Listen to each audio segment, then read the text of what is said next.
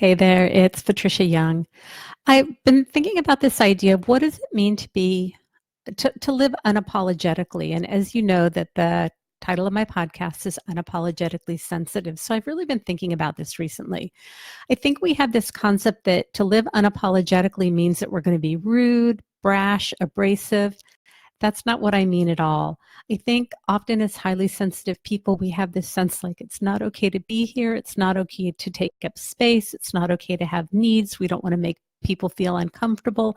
So we make ourselves small in order to feel like we're not making waves or creating conflict. And my idea of what living unapologetically means, we can be kind, we can be compassionate. There's room for all of us, there's room for all of our feelings and everything that comes up for us. And I've been going through some things recently, and I'll share some of the examples. And I think that we think, well, if I live unapologetically, it means I'm going to be calm and confident all the time and it's going to feel good. Sometimes it does, not always. And so being able to be uncomfortable in the process is really an okay thing. So an example is I'm having somebody build out a new landing page for one of my websites. I haven't met this person. We're doing this online. And today we were talking and I knew the template that I wanted her to use and what I want it to look like. And she's like, I can't, I can either get that template, it's going to be challenging, or I can use something that's similar. And so what I said is, I want to trust that, you know what I want, and I'm willing to trust and see what it happens. I said, here's my fear, is that I want to be flexible and easygoing. And what often happens is then when you do it, it's not what I had in mind, and then I get upset and frustrated. And while I don't like using the words picky, there are times when it comes up for me, and I can either be very mindful about my language, like I'm very discriminating, I'm very specific, I know what I want, I'm very detail oriented, I'm very thorough. For the sake of this conversation, I'm going to use the word picky because that's what comes up for me. And what I shared with her is my concern is I'm going to say, go ahead and do it. I can be flexible. She's going to do it. I'm going to look and go like, this isn't what I want. Just being able to name that and to have room for me to say, like, I'm willing to let you try it, but if it doesn't work, then I'm going to ask you to change it. That to me is living unapologetically, that I'm not going, go ahead and do it. And then she does it and I hate it. And I feel like, oh, I don't want to make her mad. I don't want to make a mistake. I don't want to upset her. To just be okay about what my needs are. So that's one example. Another example is I've been going through editors for the podcast for a number of reasons. It just hasn't been working to have one podcast editor and to stick with it. Again, this word picky comes to mind. I have an expectation of how I want my podcast to sound. I don't want ums in there. I don't want lip smack them stuff. And often I'll start a sentence and then I shift, like I want that cut out. There are lots of things that I want it to be really easy to listen to. And apparently what I'm wanting is not the way that a lot of editors work, at least the ones that are in my price range. And it brings up this feeling of, again, picky. I'm being too picky. I'm expecting too much. And it has to be okay for me to have a standard that I want for my podcast. So right now my son is working on editing the podcast, and I talked with him today. And again, I said, like, I'm feeling really concerned because apparently what I hear and what I listen to is something that other people just seem to miss. And so I use the word picky again. I feel like I'm being nitpicky about stuff and I don't want to rub you the wrong way, but I have these expectations. So that again is me being unapologetic. It's not like, I'm really sorry. I know I'm asking for a lot. I know I'm asking you to do, it's like saying, this is what I really want. I'm looking at, I may need to lower my expectations, what I may think people want to listen to. They may have a lot more room for normal speaking patterns and things that come up in conversation. So I'm looking at that. But again, this is another example of what being unapologetic means. It can make me feel uncomfortable. I can still be unapologetic. And then the third example is I was asked to be on somebody's podcast. I've been a guest on a handful, probably 10, 11 podcasts. So it's something I'm very familiar with. And in this situation, I wasn't getting the information that I was needing. We had some miscommunications about the dates. There's like, no one's ever going to want to be my friend. I haven't met this person, but there's an upcoming event where we are going to be in very close proximity. So this wasn't a situation where I could just say like, this isn't working and blowing it off. I really needed to maintain communication, but it brought up this feeling of like, I'm asking a lot of questions because I need information. I was told one date, the date changed. I had asked, when is the date going to change to? I already had other plans. So it brought up these feelings for me like, I'm being picky, I'm being difficult, I'm being inflexible.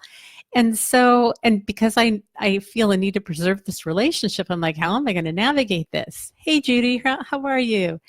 So what I did is I just reached out to this person and said, hey, I'm kind of having this story that I'm being really difficult. I know I'm not. And this is what's going on for me. And, we've got this thing coming up where we're going to need to be connected and I want to make things work between us. So again, instead of going like, I'm really sorry that I'm being difficult and I'm sorry that, and I'm sorry, and I'm sorry, I was able to say like, I'm feeling uncomfortable. Here's the story in my head.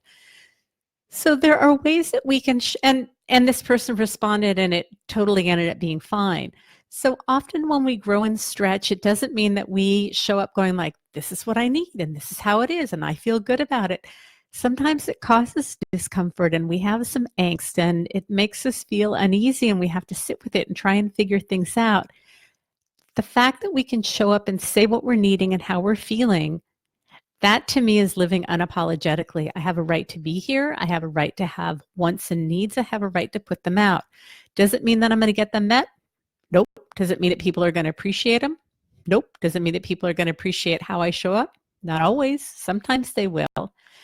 And what I can tell you is that I've really taken some risks in some relationships recently, and the relationships that really work for me are the ones where the people say like, I love that I know what I'm going to get with you. I know that you're going to tell me the truth. And, I just was having a conversation with Jen Perry today. Something happened recently that was really upsetting to me and I've been really trying to sort it out. It triggered some wounding, some attachment stuff. And when we were talking today, she showed me a blind spot that I didn't even see was there. I honestly had no idea. And I'm so grateful because if I don't have that information, the story I'm going to make up in my head, I'm going to look like I'm a hero. And without that feedback and information, I can't really see another area where I have a part in something and where I need to work on it. I want to have relationships that have that authenticity where people aren't afraid of walking around eggshells with me, that they can tell me the truth. They're kind and loving. I'm kind and loving. But these are examples to me of what living unapologetically means. Is it easy? Not always. Does it feel good? Not always. Does it take courage and vulnerability? Yes. Is it messy? Can it be uncomfortable? Yes. So my question to you is, are you living your life unapologetically? And it's not a total blanket yes or no. We move in and out of this as we're growing and changing. So it's not a total blanket statement. But if you're not, what's coming up for you? And in my closed Facebook group, I asked and somebody said that fear comes up for them, fear of rejection. And so, what are the things that come up that make it challenging for you to live your life unapologetically? Are there things that you can do to overcome those? Do you need some support? Do you need some help? Because we really do. I guess my wish would be that everybody knows that they have a right to show up and be who they are and to ask for what they want and to figure out a way to get that. Hey, Kitty, how are you? I went to elementary school with Kitty McCormick, so we have known each other for quite some time. So, again, where is it difficult for you to show up and live your life unapologetically? What is it that you need? Is there a way that I can support you if you want to reach out and do a free consultation? If there's some ways that I can give you some resources or some guidance. The truth is the world needs highly sensitive people. We are needed by the world, and I really want to find ways to help highly sensitive people figure out what their strengths are, what their gifts are, the things that are holding them back, because the world needs you. Each and every one of you, the world needs you. Remember, sensitivity is nothing to apologize for. It's our superpower. Have a blessed day. Bye-bye.